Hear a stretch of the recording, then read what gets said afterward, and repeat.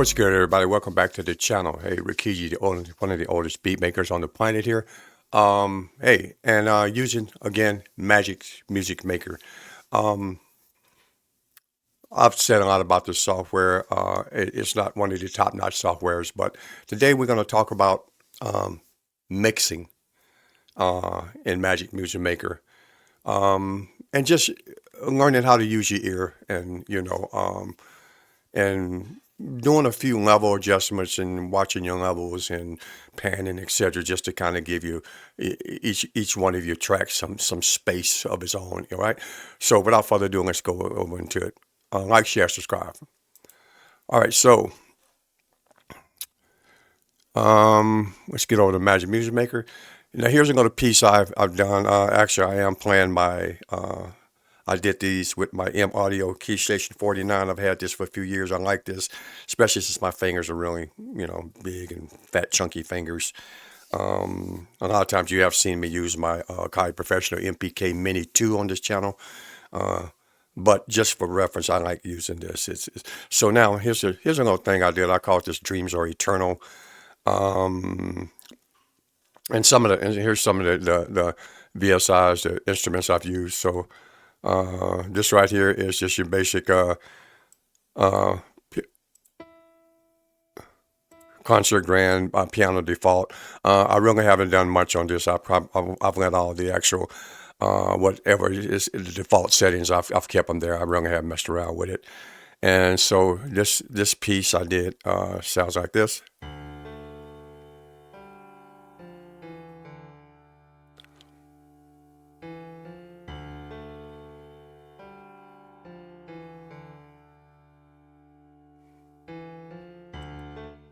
Okay, and in the next piece I did, I used the Century Guitar chorus. Now, if you go down through here, let me go back to chorus. If you click on this, so you have Century Guitar Arena, Cathedral, Chorus, Club, Default, Flanger, Intimate, etc., etc. So I did use the guitar chorus. It has a nice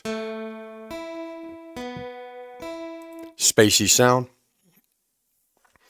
And so that I did, let me solo that for you.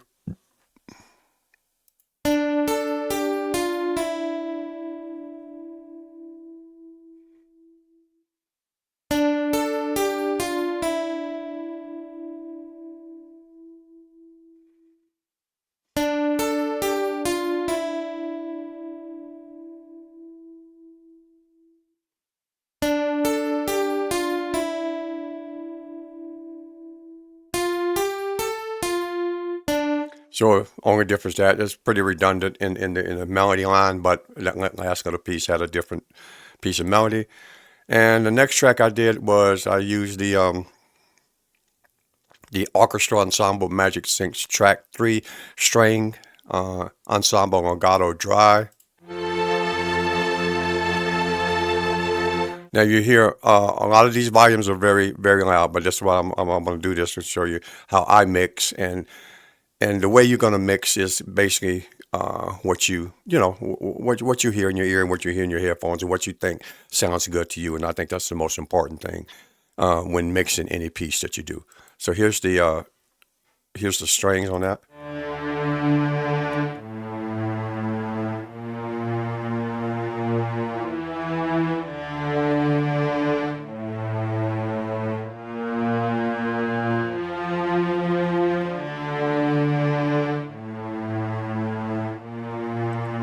Okay, so that's that.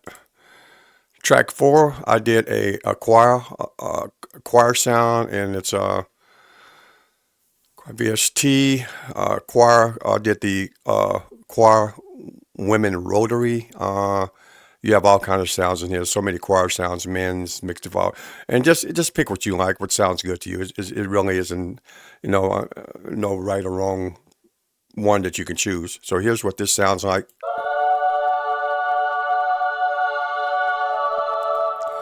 And as you can hear, that's very loud. But as I said, I wanted it to be loud, so we're going to go in and mix this where it has another more level specific, especially if you're going to, So let's play this. Let's let's play this choir piece here.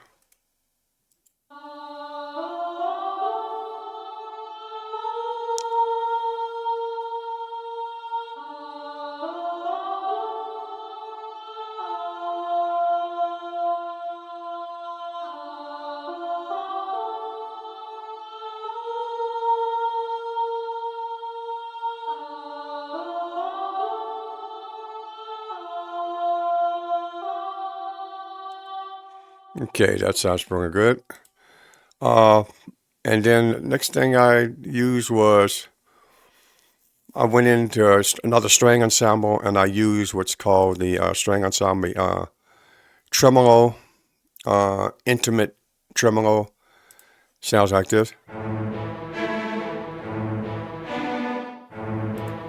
All right, and that's like a big orchestral sound, and so let's solo that piece. Get over here.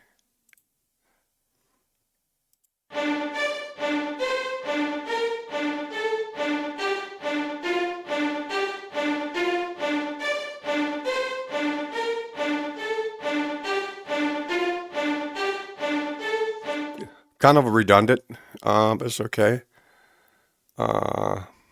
Okay, so we did that, and then here.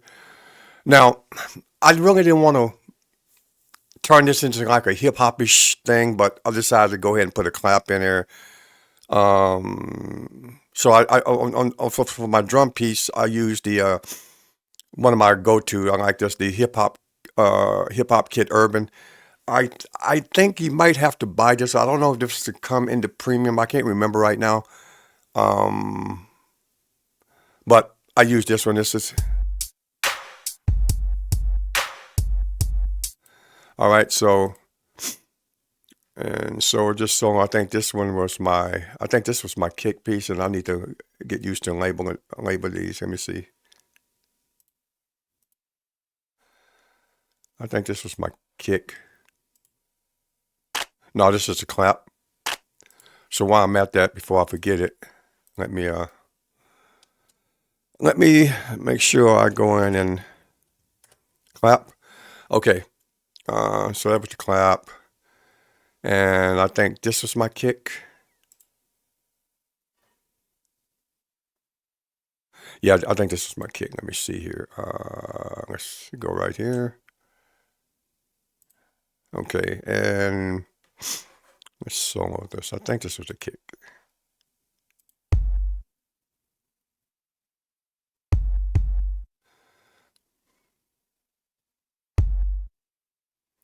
It's kind of muffled. It's got some punch to it, but I think I can clean that up a little bit in the mixing. Okay, so that's my kick. And then last but not least, I just added, I went into cinematic synth. I went into this harsh bass here. So cinematic synth, if you go into bass, and I think the cinematic synth, I think I have to buy that one too. It was like $9.95, but so you got bass beat, crew bass, deep bass, dreamy, whatever, fat bass synth. One of the basses I really only use a lot of short bass, but I decided to use this harsh bass. And let me see, what did I put on that? Oh wait, wrong one, bro. I think I put, what was by default? So it has reverb on it. I took the reverb, but I put the reverb in, and I took the delay off and put chorus on it. I kind of played around with the chorus. Actually, I did put some distortion on it. I did not mess with the release. I kept the sustain up high. Bit crusher, I put a little bit crusher on it to give it a little more grind and a little grimy sound. And so the bass sounds like this.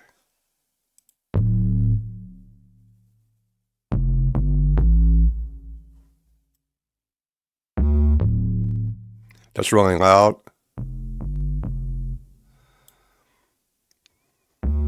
It has so much presence because of all the reverb I put on it. Okay, so now, so let's just play a little bit of this, and then we're gonna go in and see if what we need to do to mix it and bring down some of those levels, right? Okay, so let's go ahead and play it.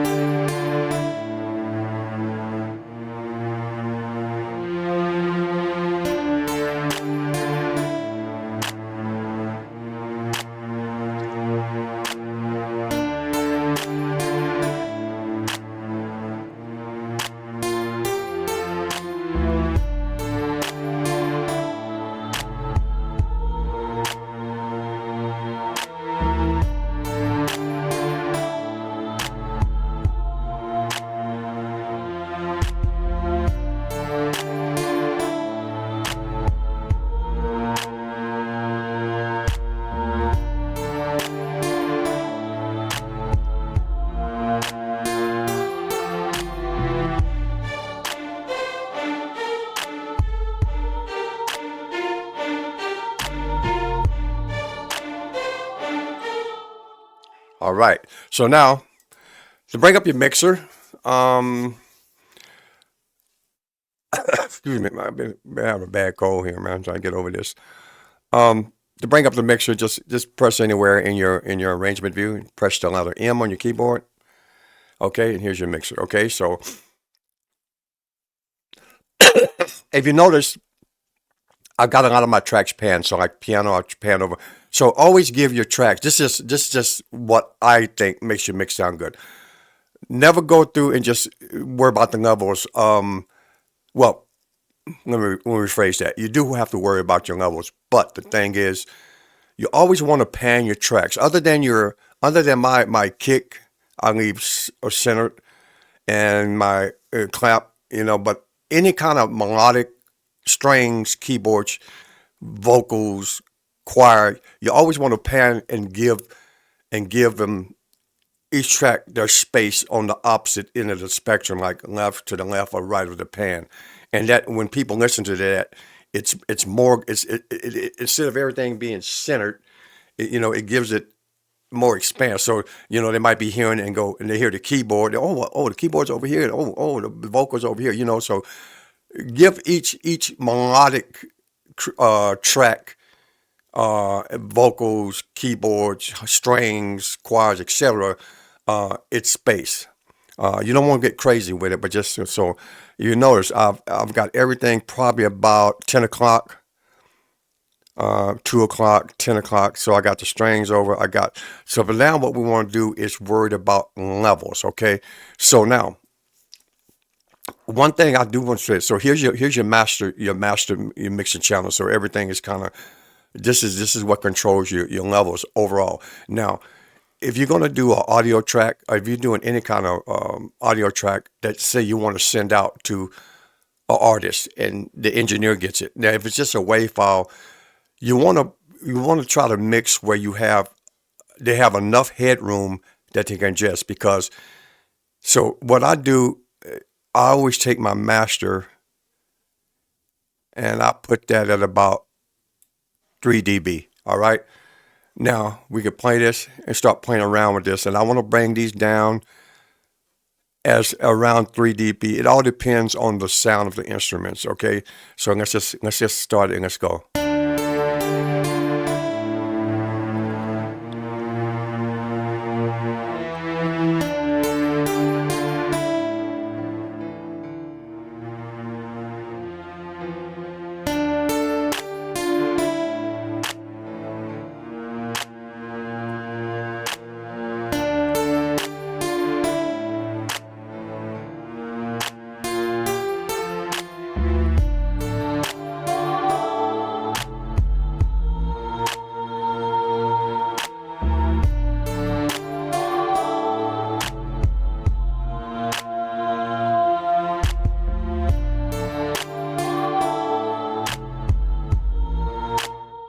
Okay, now I noticed my kick is muffled, right?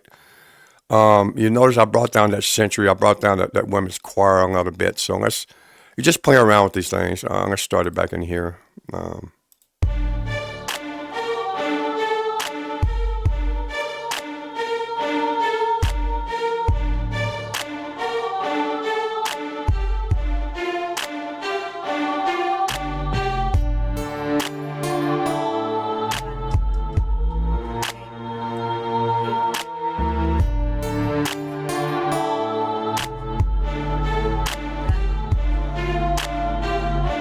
All right.